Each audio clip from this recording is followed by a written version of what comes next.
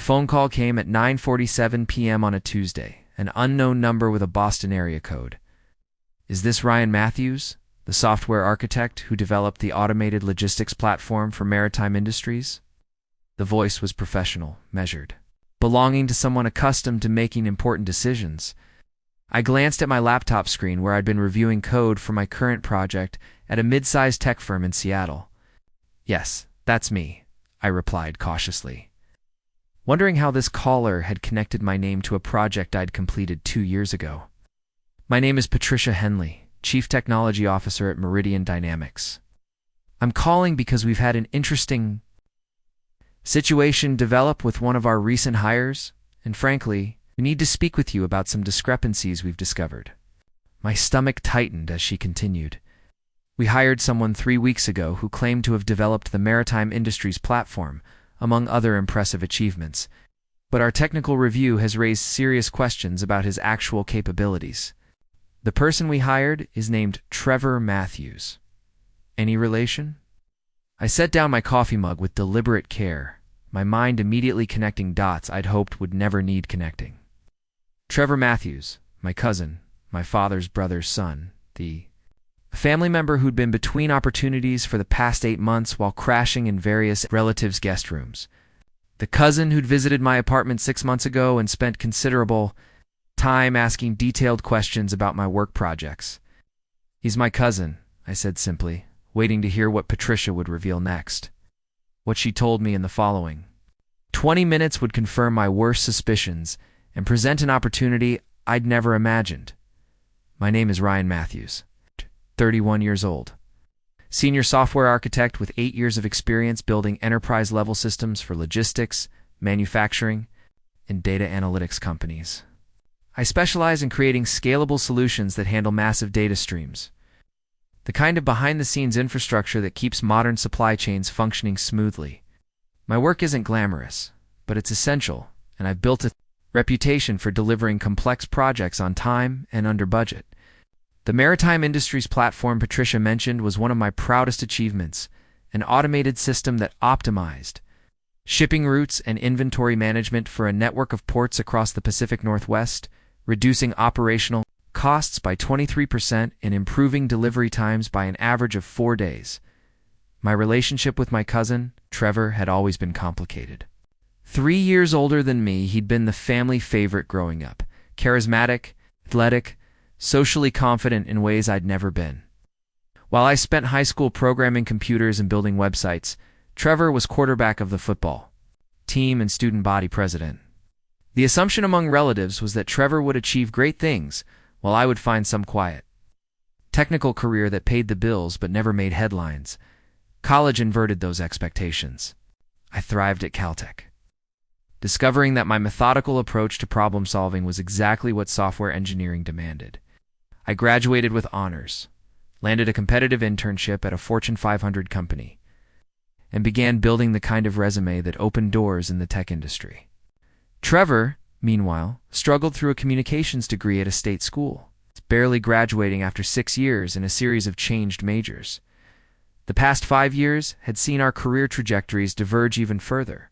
I'd advanced from junior developer to senior architect, working on increasingly complex projects and building expertise that companies actively recruited.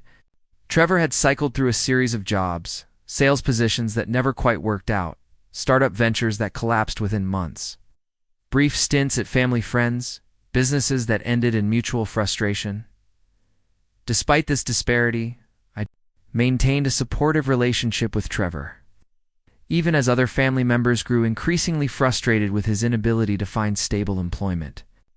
When he asked to stay at my Seattle apartment for a few weeks last spring, while exploring opportunities in the tech sector, I'd agreed, thinking some exposure to my professional world might help him identify a viable career path.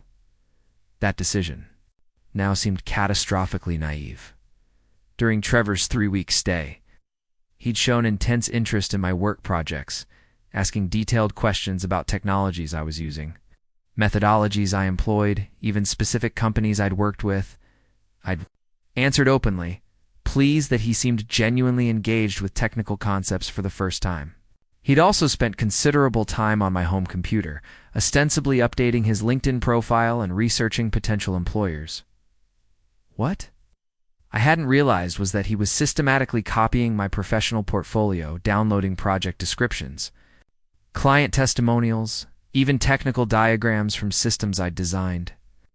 The maritime industry's platform documentation, which I'd foolishly left accessible on my home network, had apparently been his primary target.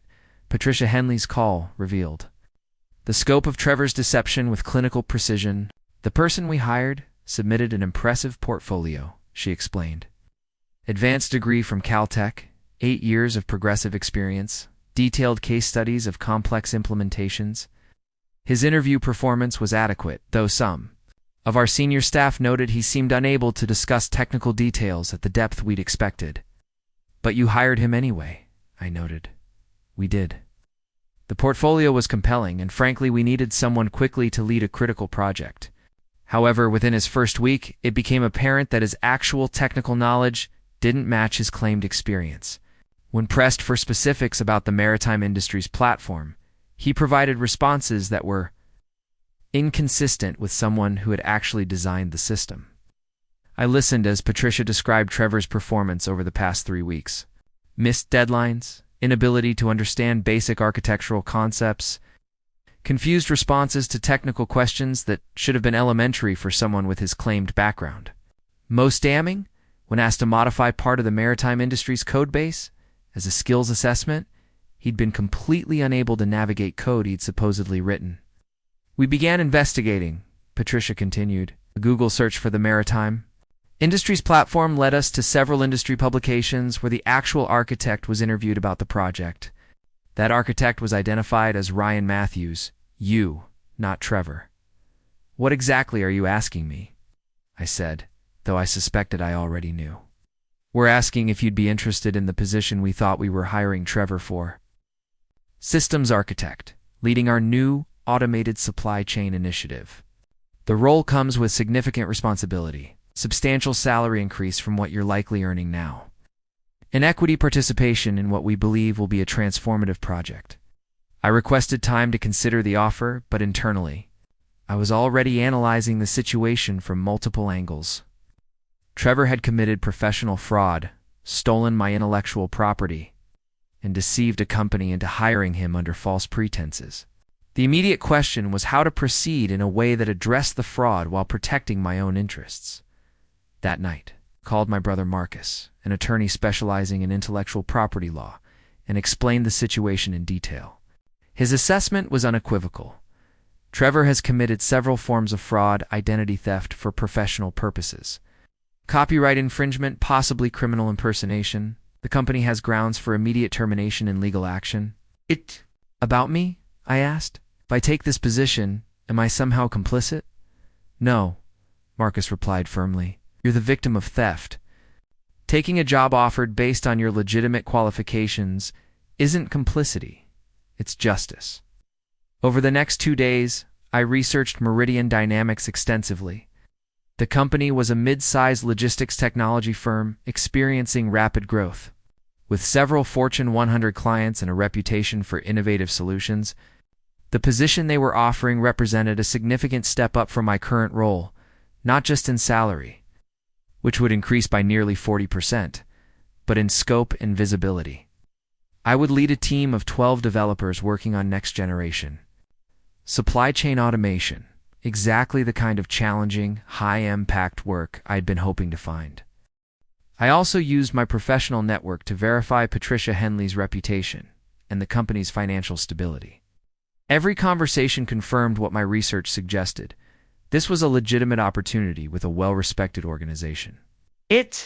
Because of my actual qualifications, rather than any connection to Trevor's deception, when I called Patricia back, I was prepared with questions about project scope, team structure, and company culture.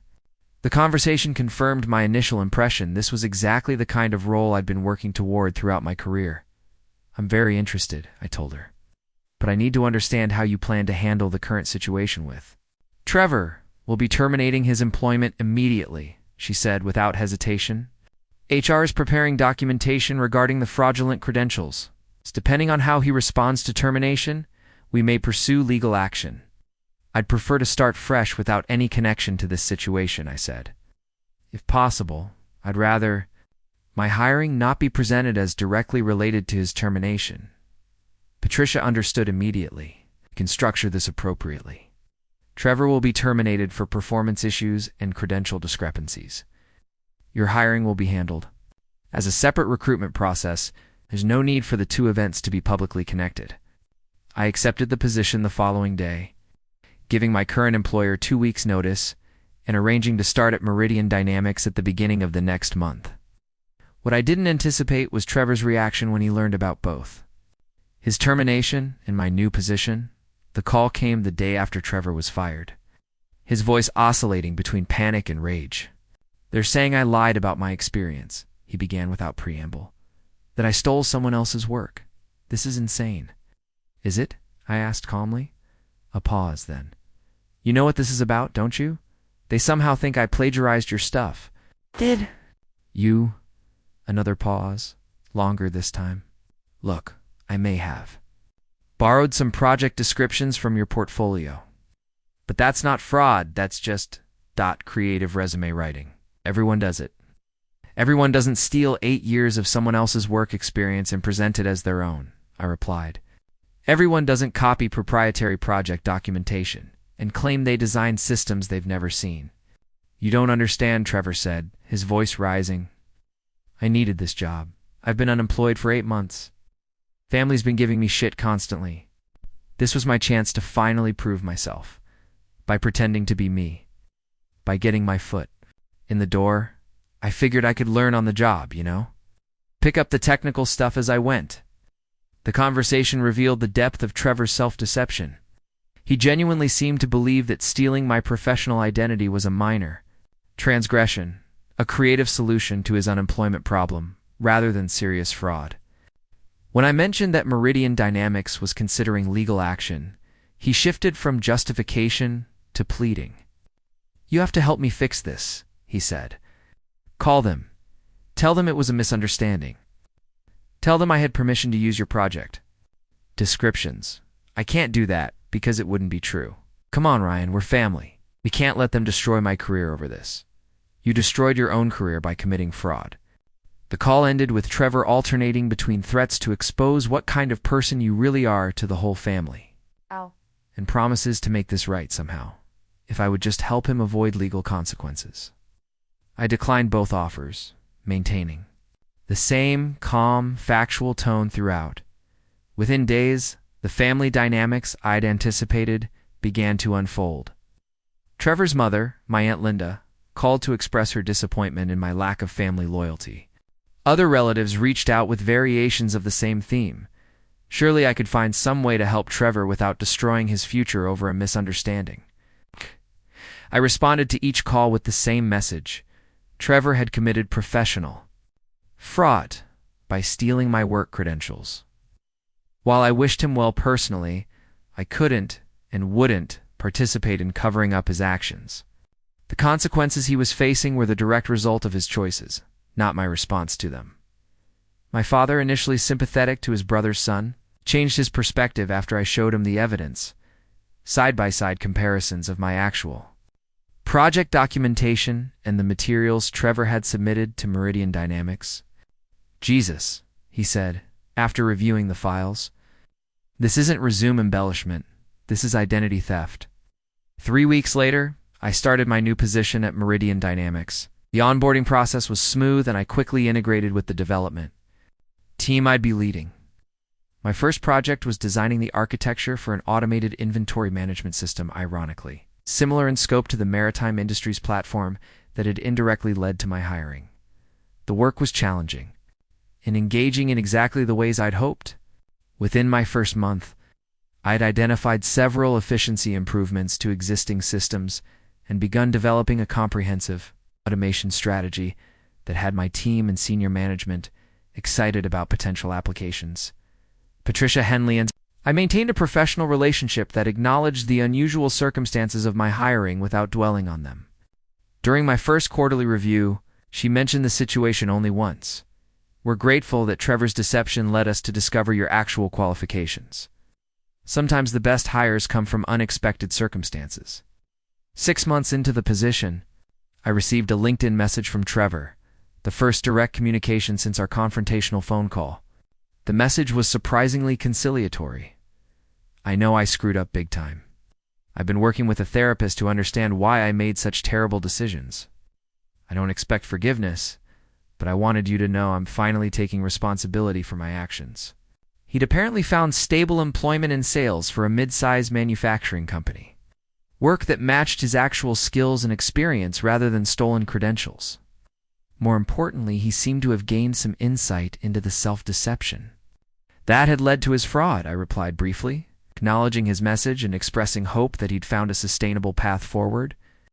I didn't offer reconciliation or absolution, but neither did I close the door completely. Sometimes people learn from consequences. And Trevor seemed to be making a genuine effort to rebuild his career on honest foundations. A year after starting at Meridian Dynamics, I was promoted to principal architect and given responsibility for the company's emerging artificial intelligence initiatives. The role came with significant stock options and the opportunity to shape technology strategy for a rapidly growing company. My team had expanded to 22 developers, and our automated supply chain platform was being implemented by several Fortune 500 clients. During the company holiday party, Patricia approached me near the end of the evening. "I have a confession," she said with a slight smile. "When we first discovered Trevor's deception, we weren't sure what to do. But our background research on you was so impressive that we decided to pursue you directly rather than simply firing Trevor and starting over." "You were planning to contact me anyway?" I asked. "We were. Trevor's fraud accelerated the timeline, but we'd already identified you as someone we wanted to recruit. His deception just gave us a direct way to reach out." This revelation reframed the entire situation. I hadn't just benefited from Trevor's fraud. I'd been independently targeted for recruitment based on my legitimate qualifications. Trevor's actions had simply provided Meridian Dynamics with a convenient excuse to contact me directly. As I drove home that night, I reflected on the strange chain of events that had led to my current position. Trevor's decision to steal my credentials had backfired spectacularly. Not only had he lost the job he'd fraudulently obtained, but he'd inadvertently delivered my resume to a company that was already interested in hiring me. The irony wasn't lost on me, but neither was the lesson. Professional success built on genuine competence creates opportunities that fraud simply cannot replicate. Trevor had tried to shortcut his way to success by stealing my qualifications. But sustainable career advancement requires actual skills. It's not just impressive documentation. 2 years later, I received another message from Trevor, this time announcing his engagement and promotion to sales manager at his company. He'd apparently rebuilt his professional life on honest foundations, learning to leverage his actual strengths rather than attempting to fake expertise he didn't possess.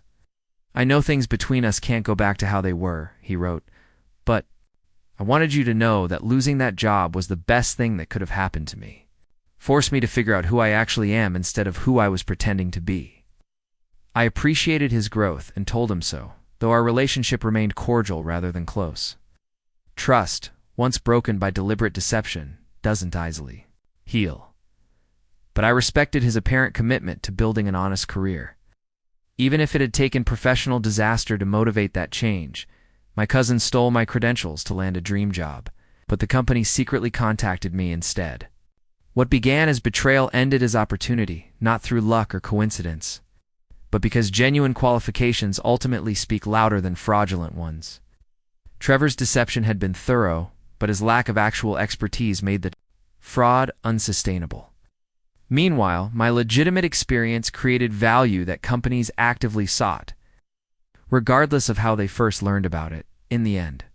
The most effective revenge against professional fraud isn't retaliation or legal action. Both might be justified, but simply being so competent that authentic opportunities consistently exceed anything that can be stolen or faked. Trevor learned that shortcuts don't work. I learned that genuine expertise opens doors that remain closed to deception. Both lessons proved valuable, though I certainly preferred learning mine through success rather than consequences. The position I eventually obtained exceeded the one Trevor had fraudulently secured, and the career trajectory it enabled continues. To accelerate based on actual performance rather than stolen credentials. Sometimes the best response to betrayal isn't confrontation, but simply continuing to excel at what you do best. Trusting that competence will ultimately create opportunities that fraud never could.